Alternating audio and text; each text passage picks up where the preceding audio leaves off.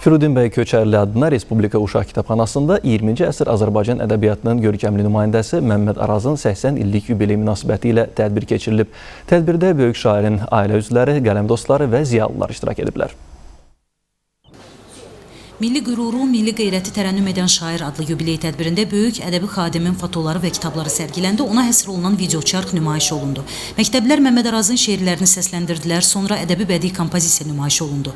Mərasimi giriş sözü ilə açan Firudin bəy Köçərli adına Respublika Uşaq Kitabxanasının direktoru Şəhla Qəmbərova şairin həyat və yaradıcılığının müxtəlif dövrlərindən danışdı.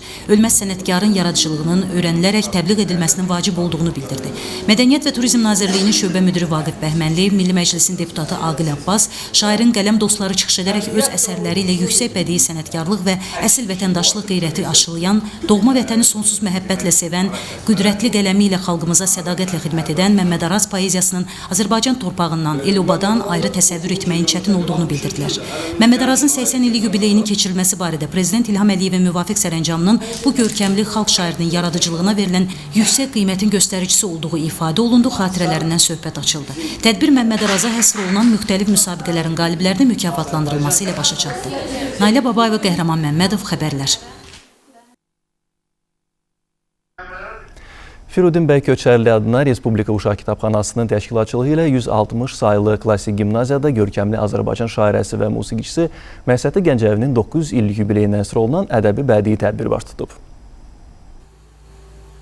Tədbirdə Köçərli adına Respublika Uşaq Kitabxanasının şöbə müdiri Nazilə Tahirova, orta əsr Azərbaycan və Şərq intibahının görkəmli nümayəndəsi, istedadlı şairi və musiqiçi Məhsəti Gəncəvinin 900 illik yubileyinin dövlət səviyyəsində qeyd olunması ilə bağlı Prezident İlham Əliyevin imzaladığı sərəncamın əhəmiyyətindən danışdı.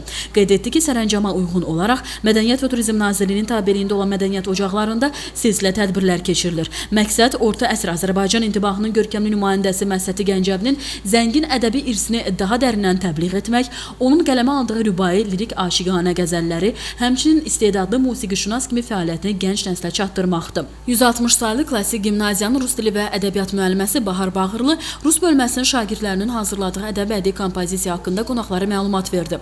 Daha sonra məktəbin şagirdləri Məhsəti dövrünün ədəbi məclislərini əks etdirən musiqili kompozisiya ilə çıxış etdilər. İrs folklor ansamblı üzvlərinin ifasında isə müxtəlif janrda olan mahnılar ifa olundu. İlham Zeynallı, Vüqar Quliyev, Zərifə Qurban, Mədəniyyət xəbərləri.